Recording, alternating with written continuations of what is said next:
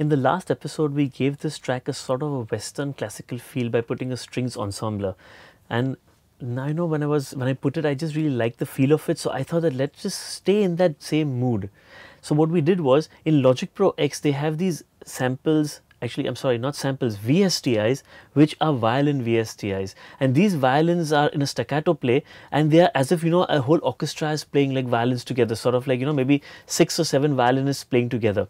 So I looked out for those sounds and I found them in Logic Pro X. Remember, nothing outside, all this is Logic Pro X. Remember I told you this software was fantastic? Well, this is one of the reasons why it's fantastic.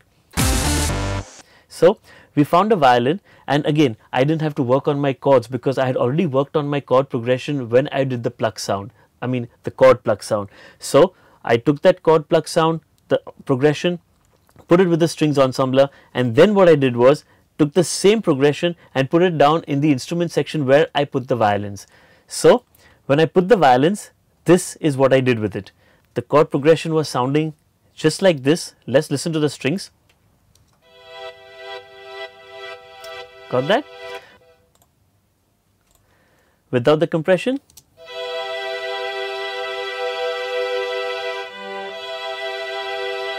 So the same chord, same progression, just copied it and pasted it in the instrument track where I had put the violins. But I didn't want the violins to play in the same way like the the strings were playing. I wanted something a little bit different. So again, all I did was opened up my piano roll and just sliced and cut the sounds and made a rhythm to it.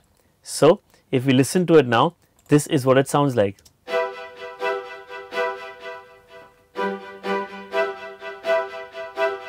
Same chord progression, same keys, same notes.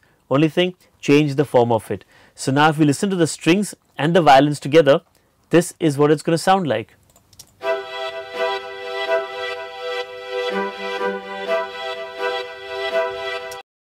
After selecting this violin sound, what I wanted to do was, I thought that this is an electronic dance music track. It's a deep house track, and every EDM track has that breakdown. So where do I introduce this violin section? So I introduced it in the first breakdown of the track. Like we did in Getting Deeper as well, we had 2 breakdowns in the track. In the first breakdown, we introduced the first melody, the beep melody. You can just go down to the melody section of Getting Deep and check it out over there. And then in the second breakdown in Getting Deep, we introduced a second new melody. So what we've done over here is something a little bit different. Took a VSTI, put in the violins, made the breakdown with the violins, picked up the track again, gave it that feel, and then after that in the second breakdown, we introduced something new, a new melody. Don't get impatient, we are going to be doing an episode on melody soon, and you'll know what that melody is. Well, so let's listen to this violin section and let's see how it sounds when we are in the groove, and then how it goes on to the breakdown.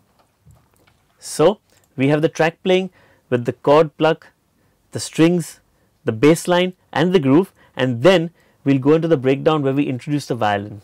So check it out. Everything playing together, the violins are not there yet.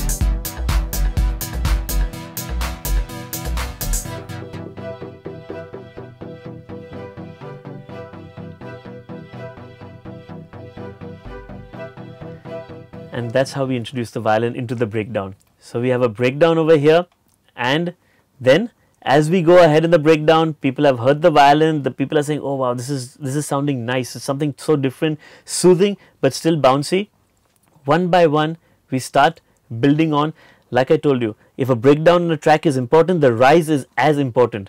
So with the violin we introduce one instrument and then we pick it up again. So let's listen to this. We have the violin, just with a kick, we introduce the bass and the clap.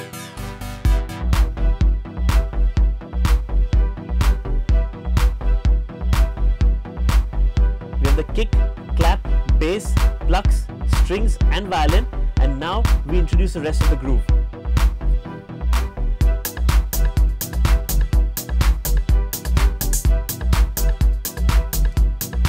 Well, you guys really don't need to worry about how the breakdown and the liftoff is going to sound in the track.